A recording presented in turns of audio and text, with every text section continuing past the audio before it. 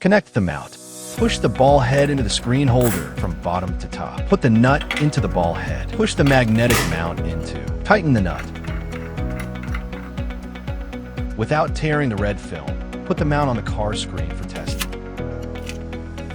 Only for Honda CR-V 2017 to 2022. Extra adhesive tape for replacement or reinforcement. Adjusted from bottom to top for the optimal angle. Install the mount. Clean the top of the screen. Tear off the red film. Install the mount on the screen. Press for at least 15ths. Wait 24 hours before use. How to install the metal ring. Only install outside the phone case.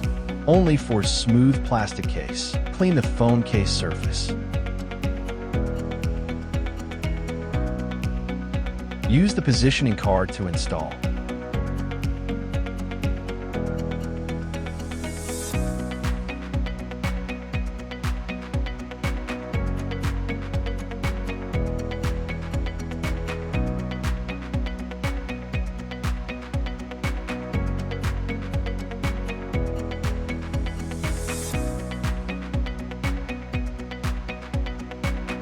Peel off the film.